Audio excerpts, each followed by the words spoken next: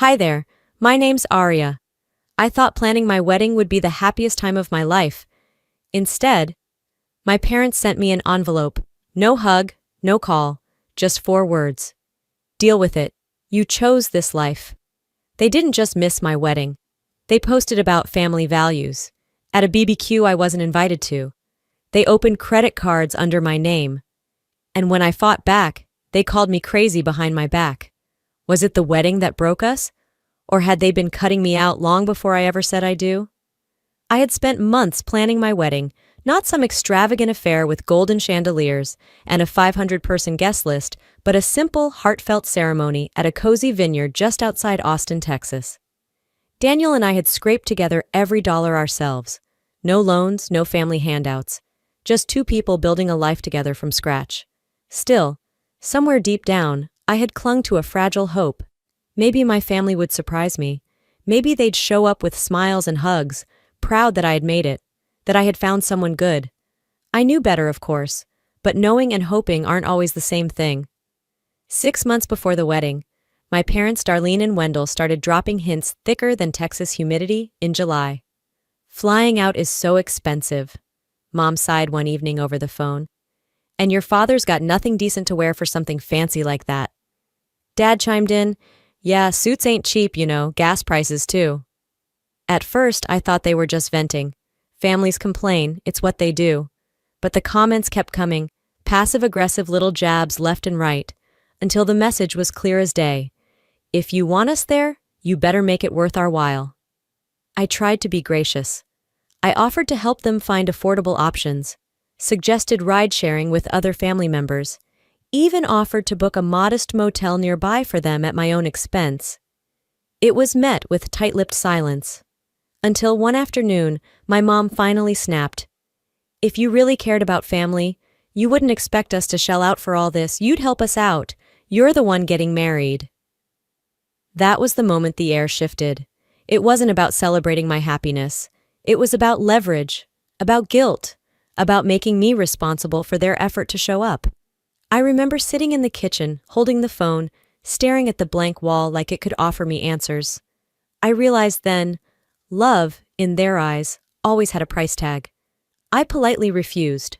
I told them the wedding was small, intimate, and we simply couldn't afford to bankroll everyone's trip.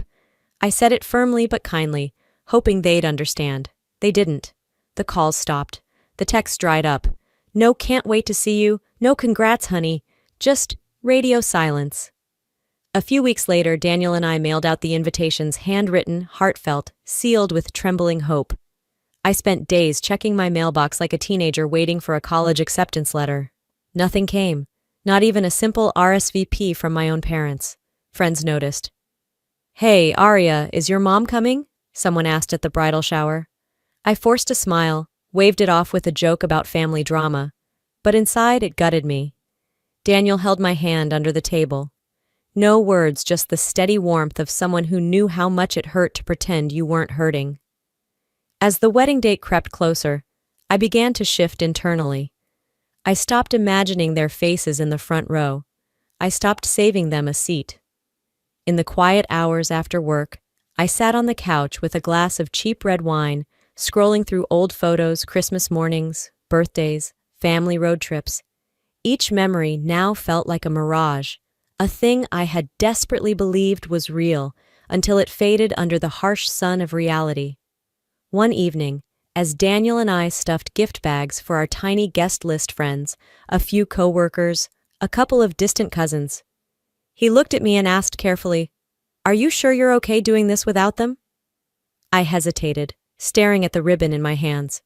Part of me still wanted to believe they would show up last minute, all smiles and apologies, blaming work or traffic or a forgotten calendar. But another part, a deeper, older part of me, knew better. I looked Daniel in the eye and said, maybe they were never really there in the first place. The night before the wedding, the apartment was quieter than usual. No buzzing phone, no frantic last-minute advice from a mother who was supposed to be thrilled for her daughter. Just me, Daniel, and the echo of a family that had chosen silence over celebration. We had an early dinner, something simple, spaghetti and garlic bread, because neither of us had the appetite for anything fancy. Afterward, Daniel went to double-check the suits while I curled up on the couch, staring at the ceiling, wondering when exactly I had lost them. Maybe when I chose a different path. Maybe when I stopped being the version of me they could control. The clock ticked past midnight. Still no messages, no missed calls, nothing. I got up, checked the front door one last time like some desperate kid waiting for Santa Claus. Nothing but the soft hum of Texas night air. I turned off the porch light, locked the door, and whispered to myself, "This is my life now." I didn't know yet, but the envelope would arrive tomorrow, sealing everything I hadn't dared to admit. Morning dragged itself in, sunlight leaking across the hardwood like a warning. I brewed coffee out of habit and sat by the window staring at the dead street. Deep down, I had always known this day would come, the day I'd have to admit my family was never the fairy tale I pretended it was. The knock came just before noon. No balloons, no hugs. Just a worn envelope shoved halfway into the doorframe, as if even the delivery deserved no ceremony. I pulled it free. My hands felt colder than they should have been under the Texas sun. Inside, a single sheet of lined paper. 6 words in my mother's sharp, unmistakable handwriting. "Deal with it. You chose this life." No signature, no warmth. Just a final dismissal from people I once called home. I set the paper on the kitchen table like it might detonate. Daniel walked in from checking the car and froze at my face. "What is it?" he asked. I slid the paper over. He read it once, then again. His jaw clenched. "You don't deserve this," he said quietly. No, I thought. I didn't. But it wasn't new. It had been building for years, layer upon invisible layer, until everything finally cracked. 6 years. 6 years of paying rent when Dad's unemployment ran dry. 6 years of covering Mom's endless doctor visits for a bad back that didn't stop her shopping sprees. 6 years of co-signing loans for Celeste because you're the responsible one, Aria. I wasn't a daughter anymore. I was a safety net nobody thanked, only leaned on. I thought back to one Christmas Eve when I hesitated to cover another month's rent. Mom, irritated, had snapped, "We raised you. The least you can do is help your family survive." Survive. As if I owed them my future because they gave me a childhood of broken promises. Not once had anyone said thank you. Not when I paid for Dad's truck repairs after another drunk crash. Not when I bailed Celeste out of another failed semester. It wasn't love. It was expectation. And the day I said no refusing to fund their appearance at my wedding, they cut me out without hesitation. I turned my coffee mug in my hands, remembering when the cracks really started to show. I had met Daniel during a company food bank event. We spent hours packing boxes, trading dry jokes about our overzealous supervisor. Daniel wasn't flashy, no degree, no designer clothes. He was steady, the kind of man who remembered my coffee order without asking. Telling my family about him was like throwing raw meat to wolves. At a tense dinner 6 months before the wedding, I introduced him. Mom gave him a look like she was spotting a stray dog. Dad muttered into his beer, "Couldn't do better, huh?" Celeste waited until we were doing dishes to whisper, "Guess you settle when you're scared to end up alone." I laughed it off, pretended it didn't gut me. But driving home, Daniel saw through it. "You know that's not normal, right?" he said gently. I stared out the window, unable to defend them anymore, because it wasn't normal, and maybe it never had been. Their pride in me was conditional. It was about control, about appearances. I was useful as long as I made them look good, and when I chose a life they couldn't dictate, I stopped being their daughter. Daniel squeezed my hand. "You don't owe them your happiness." Simple words. Dangerous words. They shook everything loose inside me. After that, we moved forward alone. We booked a small barbecue joint for catering, picked wildflowers over roses, ordered plain wedding bands, no diamonds, no show. When friends asked about the guest list, the bridal party, the speeches, I lied. "Oh, we're keeping it intimate. Just close friends." I wasn't just mourning their absence. I was mourning the illusion of who I thought they were. Maybe some families are built by blood. Others are built by the people who choose to show up.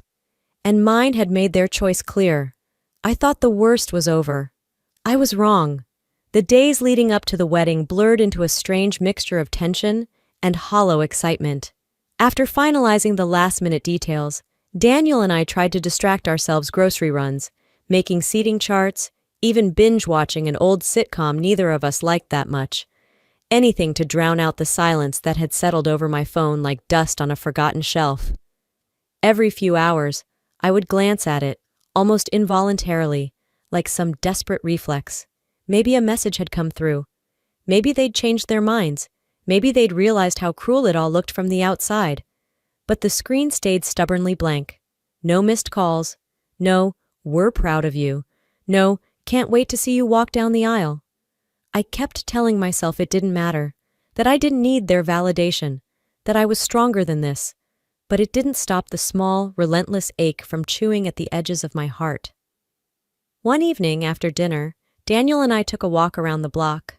The Texas air was thick but cooling, the cicadas humming their endless summer song. I tucked my arm into his as we strolled under the orange streetlights. "I'm sorry they're not better," Daniel said quietly. I shook my head. "You don't have to be sorry for them. They've made their choices." The truth tasted bitter but necessary. I wanted to believe it was enough. It wasn't.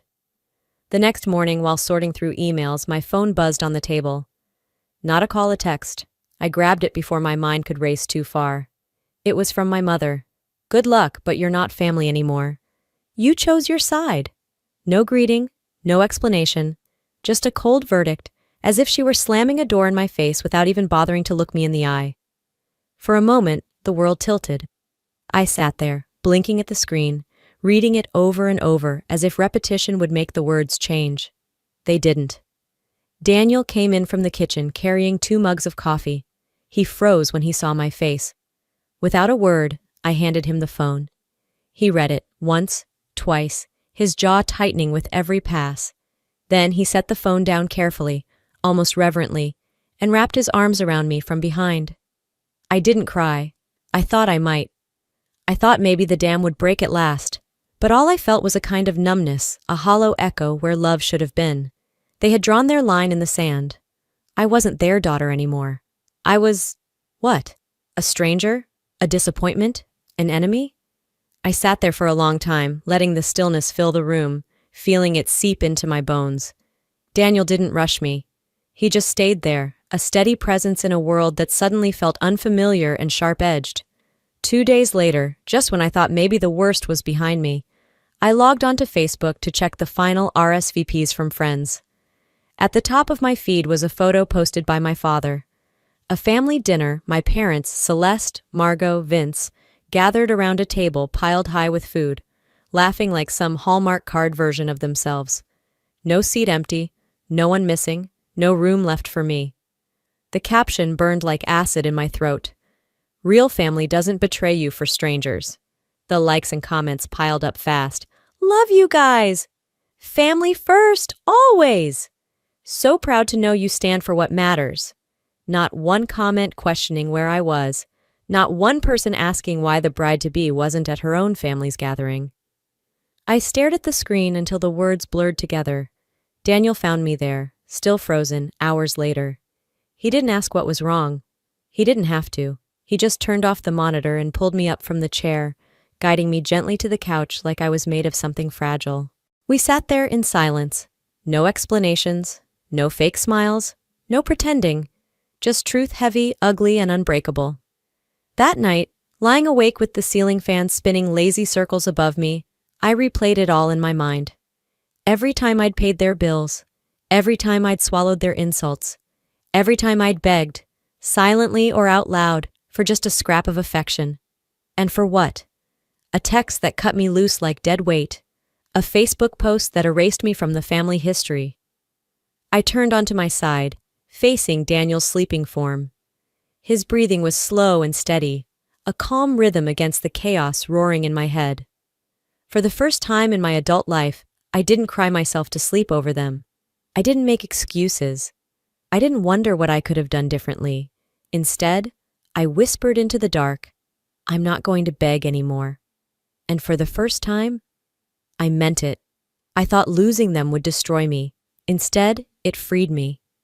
Morning sunlight poured through the thin curtains, pooling onto the hardwood floors like liquid gold. I blinked awake, momentarily forgetting what day it was, letting a fragile, impossible hope crack open inside my chest. Maybe today would be different. Maybe someone would show up. Maybe they'd realize what they were about to lose. The apartment was eerily quiet. Daniel had already gotten up, probably making coffee like he always did when he sensed I needed a few more minutes to gather myself. I sat up slowly, swinging my feet onto the cold floor, staring blankly at the small makeshift bouquet of wildflowers Daniel had picked up for me yesterday. A whisper of a smile ghosted over my lips. Even when the world felt indifferent, Daniel found ways to anchor me. A soft knock at the door broke the silence. For a second, my heart lifted an involuntary, ridiculous leap of hope. I hurried to the door, smoothing down my hair, half expecting… what? Mom standing there with teary eyes? Dad with some clumsy, gruff apology? Instead, it was just a courier.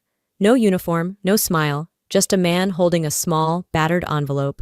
No return address, no bright wrapping, just beige paper and the feeling of finality. I signed without thinking, the pen feeling heavy in my hand, and closed the door. Daniel appeared behind me, his expression cautious. "What is it?" "I don't know," I said, my voice barely above a whisper. We sat at the kitchen table, side by side, as I opened the envelope. Inside was a single sheet of lined paper, hastily torn from a notebook.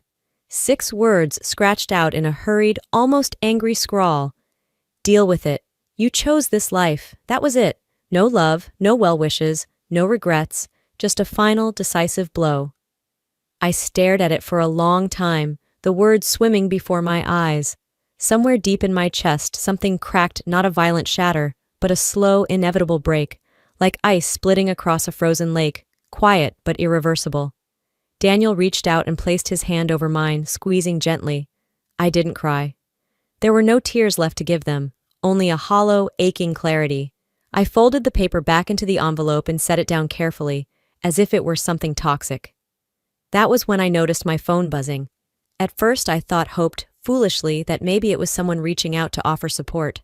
Instead, it was a string of messages from a few mutual friends. Cold, formal, awkwardly polite. "Sorry, Arya, can't make it today. Hope it's beautiful, though. We're tied up with family stuff, but sending good vibes." Every message a new splinter, driving deeper into already raw skin. Confused, I checked my social media, digging through the trail they'd left behind like breadcrumbs. It didn't take long to find it. A private message chain screenshots forwarded from a mutual friend who hadn't bought into the Whisper campaign. Margot, my own aunt, had been quietly messaging people behind my back for weeks. "Arya's making reckless choices. Not sure we should be supporting this. It's better to stay neutral and let her figure it out on her own." Neutral. As if watching someone bleed out alone at their own wedding was a respectable choice. I sat there, stunned, the betrayal washing over me in slow, nauseating waves. It wasn't just absence, it was sabotage. Daniel crouched beside my chair, grounding me again with his steady presence. "You didn't lose family today," he said quietly. "You lost people who never deserved to call themselves that." The words stung sharp and undeniable, but there was a stitching happening too, somewhere deep inside. Tiny, invisible threads weaving a new kind of strength through the places I'd been left torn open. I pressed my forehead to his shoulder, breathing in the clean, familiar scent of his soap, coffee, and the barest trace of the aftershave he wore for special occasions. "Today is still ours," he whispered. "No one gets to steal that from you." I nodded slowly, letting his certainty seep into my bones. Later that afternoon, as I stood before the mirror in my simple lace dress, I saw it clearly for the first time. Not the girl desperate for approval, not the daughter pleading to be seen, but the woman who had finally chosen herself. I placed my hand gently over my heart and said, aloud to my reflection, "Today is not about what I lost. It's about what I refused to lose myself." There was no music swelling in the background, no cinematic transformation, just me, breathing steadily, staring down the ghost of every apology I'd ever owed them. The door creaked open, and Daniel peeked inside, his smile small but steady. "Ready?" he asked. I nodded once, firm. I would walk down that aisle carrying nothing from them but the weight they taught me to shed. The sun was already climbing high over Austin when I stood by the window, my bouquet clutched loosely in one hand, feeling strangely weightless. The morning had unfurled quietly, almost too quietly. Part of me wanted to believe the worst was over, that today, of all days, would be untouched. Then my phone buzzed. It was a message from Celeste. "Can't wait to celebrate you today." For a moment, one heartbreaking, foolish moment, I allowed myself to believe it. To believe that maybe, just maybe, my sister meant it. That despite everything, she would show up not to sabotage, but to stand by me. I tucked the phone away carefully and smiled at Daniel, who was tightening his tie in the mirror. "Looks like Celeste might come after all," I said, trying to sound casual. Daniel met my eyes in the reflection. His smile was small, cautious. "We'll see," he said simply. We headed to the venue, a small sunlit garden tucked behind a historic inn downtown. Wildflowers lined the simple aisle, their bright faces tilted toward the sky. It wasn't the grand wedding I'd once daydreamed about, but it was honest. It was ours. Guests started arriving, familiar faces from work, from college. Some hugged me tightly, whispering congratulations. Some avoided eye contact altogether, their smiles brittle. I chalked it up to nerves, to their awkwardness over my family's absence. Until one of my coworkers, Jess, pulled me aside near the makeshift bar. "Hey," she said, looking uncomfortable. "You might want to see this." She handed me her phone. On the screen played a TikTok, already racking up hundreds of likes. There was Celeste, pouting dramatically into the camera, swiping fake tears from her cheeks. Text scrawled across the top. "Sometimes desperate people call it love." Laughter flooded the comment section. I froze, the glass of water trembling slightly in my hand.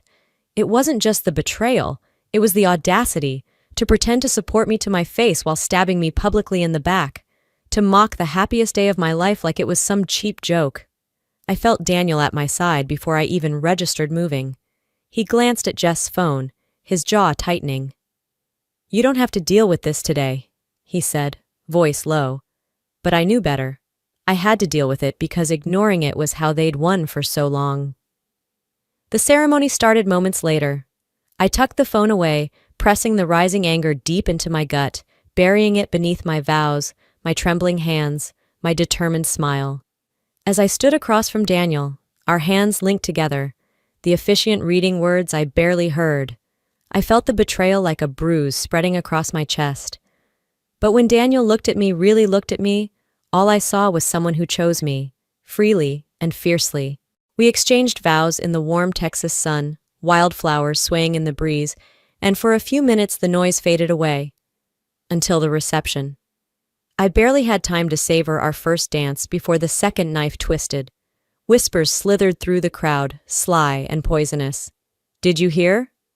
Apparently she had to rush the wedding. I heard she's already pregnant." One guest, someone I'd only met through a friend of a friend, even came up, clinking their glass awkwardly. "Congratulations! When's the baby due?" My breath caught, my smile freezing on my face. I glanced at Daniel, who caught on immediately, his arm wrapped protectively around my waist, pulling me closer. "They're disgusting," he muttered under his breath. It didn't take a genius to figure out where the rumor had started. Celeste again, doing what she did best, poisoning the well. This time, though, I wasn't crumbling. I caught Daniel's eye and gave the smallest shake of my head. Not here. Not now. Instead, I clutched his hand tighter and lifted my chin. When it came time for the toasts, Daniel took the mic briefly. He didn't mention the absent family. Didn't talk about regrets or what could have been. He simply said, "Sometimes the family you build is stronger than the family you're born into." Applause rose up around us, genuine and fierce. I blinked fast, feeling the tears prick at the corners of my eyes, but not from sadness this time.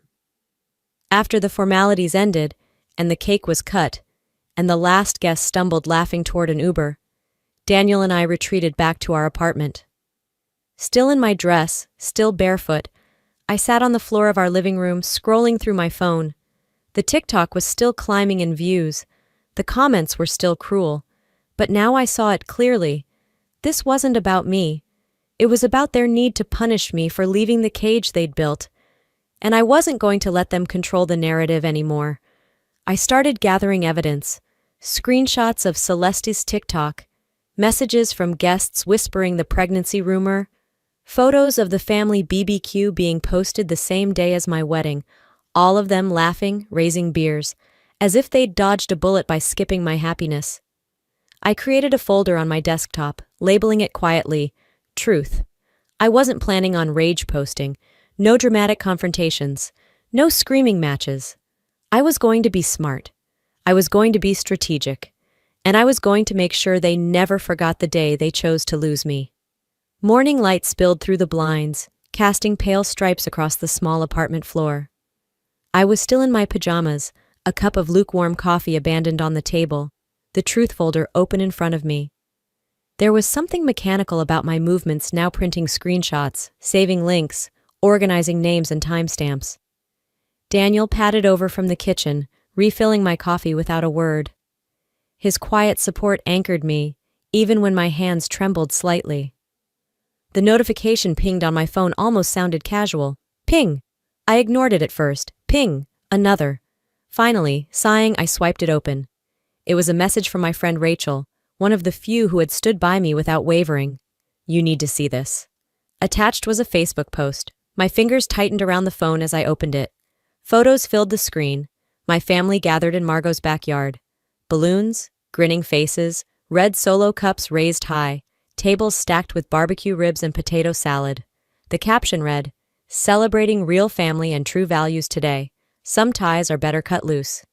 The timestamp said it all. The same day, the same hour I had been standing in a white dress, vowing myself to a new beginning. Pain twisted inside me, sharp and brutal. They hadn't just skipped my wedding. They had celebrated my absence. I stared at the images until they blurred, rage and heartbreak warring for space in my chest. Daniel came up behind me, reading over my shoulder. His hand tightened briefly on my shoulder, his silence louder than any words. I dropped the phone onto the couch, the sound jarring in the stillness. I guess they didn't want to miss out on their kind of party, I said, voice flat. Daniel shook his head, jaw set tight. They're not family, not anymore. I thought that was the worst of it. I really did. Until Rachel messaged again. There's a video too. Reluctantly, I clicked the link. The footage was shaky, someone's phone recording laughter and clinking glasses. Then the camera panned to a makeshift altar, an old wooden crate covered in white fabric, set up in the middle of the yard. Margot stood beside it, holding a cheap plastic bowl filled with water. She raised it high and announced loudly, Today we cleanse ourselves of betrayal. We wash away disloyalty. Everyone whooped and cheered as she dipped her hand dramatically into the bowl, flicking water around like a bad imitation of a priest. The caption underneath? You can't cleanse the ungrateful, but at least we tried. I didn't realize I was shaking until Daniel gently took the phone from my hand. He stared at it for a long moment, then without a word, placed it face down on the table with a thud. They don't deserve to have any piece of you left, he said finally, his voice low and hard. Something cold settled inside me, not sadness, not even rage anymore, just a clarity sharp enough to cut through bone. I stood slowly, walking over to the Truth folder. Opening a new subfolder titled BBQ Mockery, I began saving screenshots of the video, the comments, the laughter. I wasn't doing this to hurt them. I was doing this to save myself from ever doubting again. Every lie, every manipulation, every betrayal. I would document it all, not to weaponize, but to remember, so that no apology wrapped in crocodile tears would ever sway me again. The corkboard wed hung up for wedding seating charts quickly transformed into something else entirely. Pins connected screenshots to text messages. Photos overlapped like scars across its surface. Financial abuse, public humiliation, psychological manipulation. Daniel helped without asking questions, pinning up images silently beside me. This wasn't revenge. This was survival. That night, while Daniel slept, I sat at the kitchen table with a worn notebook and a cheap ballpoint pen. I wrote, I owe them nothing. I owe myself everything. The words bled into the page, permanent and unflinching. I closed the notebook carefully, setting it beside the growing mountain of evidence. Looking around our small apartment, the thrift store couch, the secondhand dishes, the wedding photos we hadn't even framed yet, I realized something powerful. They had thought they were burying me under shame. All they'd done was plant a seed, and whatever grew next would be something they could neither control nor crush. I wasn't their broken little girl anymore. I was the wildfire they never saw coming. The next morning, the sun barely breached the windows, when Daniel found me hunched over the laptop, brows knitted tight, scrolling through my credit report. I hadn't planned to check it. Honestly, I'd been avoiding anything that might add another crack to my already fractured heart. But something gnawed at me, now an instinct honed from too many years of ignoring the obvious. The first red flag hit me like a slap. A credit card account I didn't recognize, opened 6 months ago. Then another, and another. 4 cards, all maxed out. Thousands of dollars in debt under my name. My chest tightened as I clicked through the details. Electronics, furniture, spa treatments, transactions I had never authorized, never even dreamed of affording when Daniel and I were scraping by to plan a backyard wedding. There it was. My betrayal, no longer just emotional but financial, tangible, legal. I clenched my fists so hard my knuckles cracked. They hadn't just abandoned me. They had robbed me. Daniel sat down beside me, reading over my shoulder. His jaw ticked once tight, controlled fury. "They didn't just cross a line," he said lowly. "They buried it." Before I could even begin to process the fraud, my email chimed. I glanced at the sender. Darlene Evans, my mother. Against my better judgment, I opened it. "Dear Arya, we know things got a little heated lately. Families fight, that's normal. Maybe you could help us out with some overdue bills, you know. Start fresh. Let's not hold on to grudges.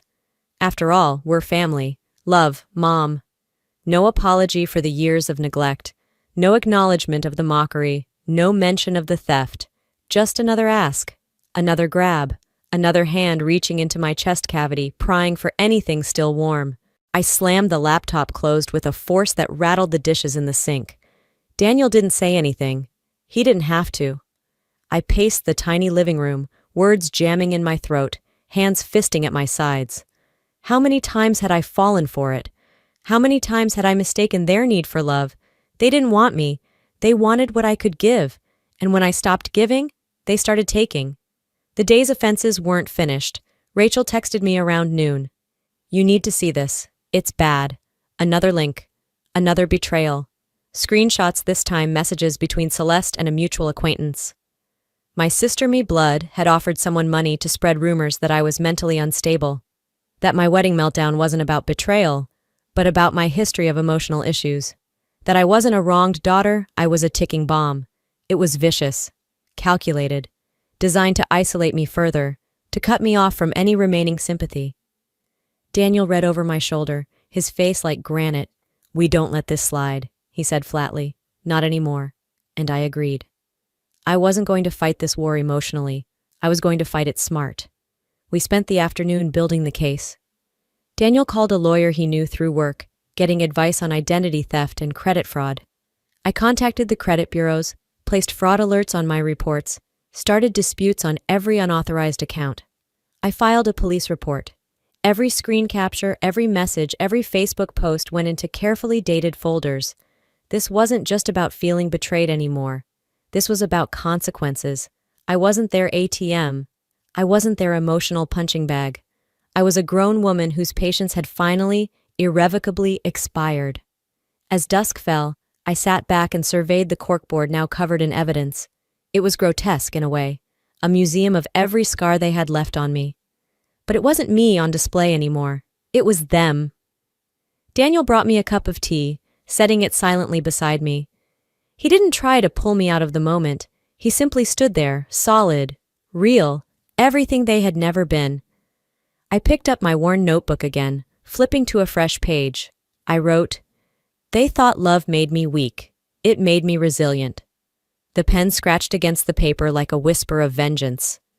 No, I wasn't planning to destroy them publicly. That would be too easy and too close to the ugliness they had already embraced. I was going to do something far more terrifying. I was going to live better without them, and I was going to make sure every trace of their cruelty was exposed not through screaming matches or family feuds on Facebook, but legally, quietly, permanently. No more pleading, no more forgiving the unforgivable. That night, before bed, I stood by the window and stared out into the Texas night. No stars, no moon, just the humming electric buzz of a world that kept spinning, indifferent to betrayal. And for the first time, it didn't make me feel small. It made me feel infinite. It was time for the truth to be louder than their lies. Morning broke through the curtains in dull streaks of gray. I sat cross-legged on the couch, the folder of evidence spread open before me, my fingers idly tracing the edge of a printed screenshot. The apartment was silent, except for the soft ticking of the clock. Daniel poured coffee into my favorite chipped mug and set it beside me without a word. The question hovered in the air between us, unspoken but deafening. Was I going to stay silent again? Or was I finally going to choose myself? Daniel settled across from me, elbows on his knees, voice calm but sure. They counted on you staying quiet, Arya. That's how they win. That's how they always win. I wrapped my hands around the mug, feeling the heat seep into my palms. My heart thudded slow and steady, a metronome of something ancient and rising. This time, I wouldn't let them rewrite the ending. I opened my laptop, clicked New Post, and for the first time in my life, I told the whole truth.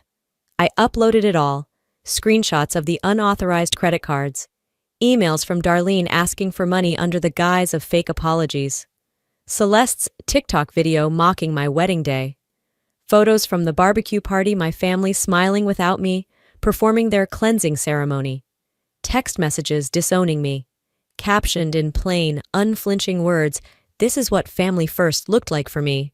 No anger, no vengeance. Just truth, laid bare for anyone willing to see. I hit post. The silence that followed was louder than any scream. The ripple effect started small. A few likes, a few comments. "I'm so sorry you went through this. You deserve better. Family isn't blood, it's loyalty." Then the shares began, and the anger, and the disbelief. Within hours, the post had gone viral. My phone buzzed nonstop with notifications, friends I hadn't heard from in years, strangers offering solidarity, even local news reporters sliding into my DMs, asking if I was willing to share my story publicly. For once, the shame wasn't mine to carry. It was theirs. Margot and Vince were the first to feel the sting. Someone from their corporate HR flagged the post.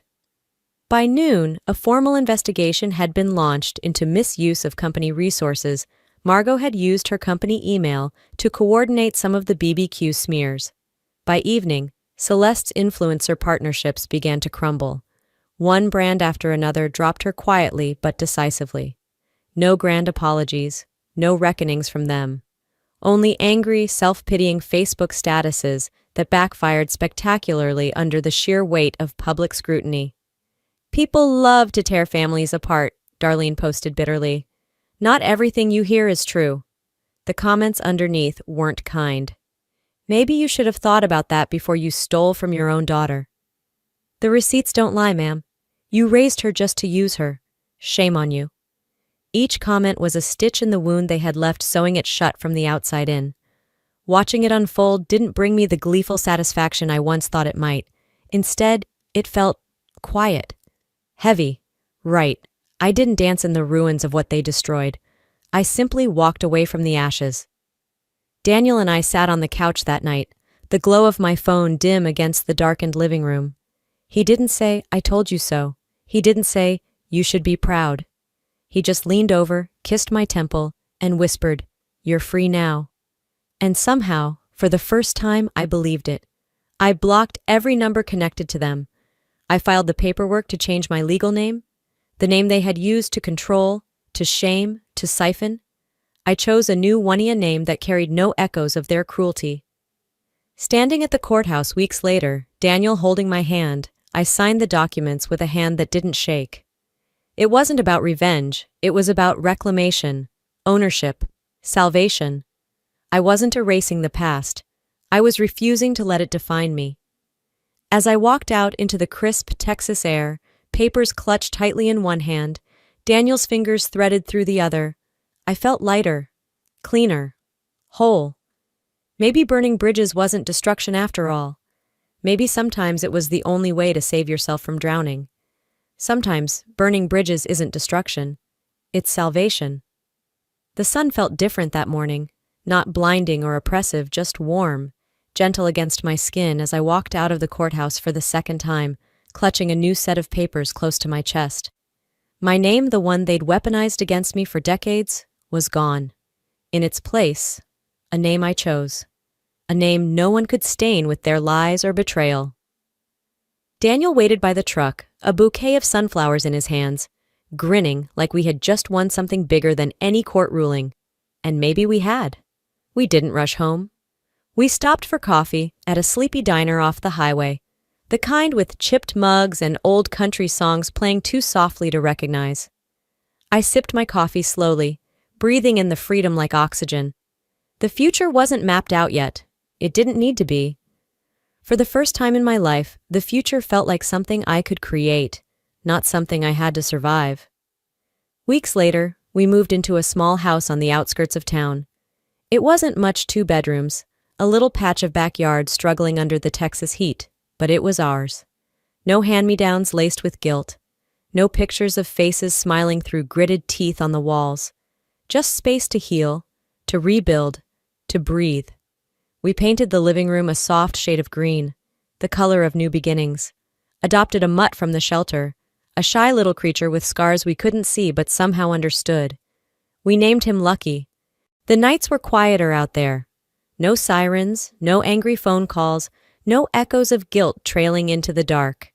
Just crickets, the low hum of the ceiling fan, and Daniel's steady breathing beside me. Every now and then, the old wounds itched. A memory would sneak up on me, a Christmas morning spent trying to buy their approval, a birthday where the only gift was silence. But the memories didn't own me anymore. They were just there, like faded scars, proof I had healed, not proof I was broken. Of course, they tried half-heartedly. Celeste posted vague, passive-aggressive quotes about traitorous family members and fake victims on her Instagram stories. Margot shared old family photos from years ago with captions like, "Some people forget where they come from."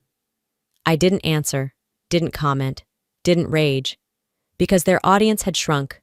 Their words, once daggers, now fell dull and ignored. Some distant cousins I barely knew sent awkward messages. "Hey, sorry things went down the way they did. Hope you're good." I read them, smiled a little at the irony, and hit delete. I wasn't angry.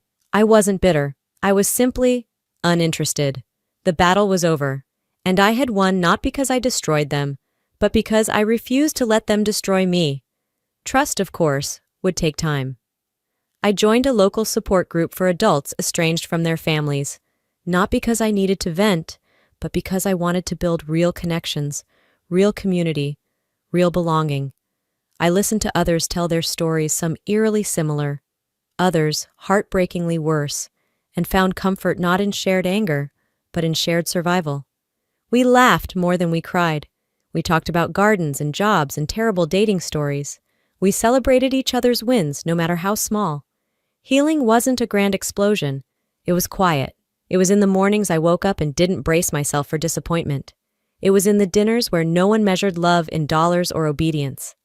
It was in the laughter that bubbled up unexpectedly when Daniel tried and failed to bake bread from scratch one Saturday. It was in the peace that came from knowing no one else had the power to define me anymore. On my first birthday after the name change, I checked my new P.O. box, curious. Inside was a card unsigned, ugly in its bitterness. Without opening it, I walked to the nearest trash can and dropped it inside. Some things didn't deserve even a second of your time. Instead, I went home, baked a simple vanilla cake, lopsided and imperfect. Daniel and I ate it on the back porch, barefoot, Lucky curled at our feet, the stars winking back at us like they were finally in on the joke. No fancy toasts, no grand speeches, no need for anything more.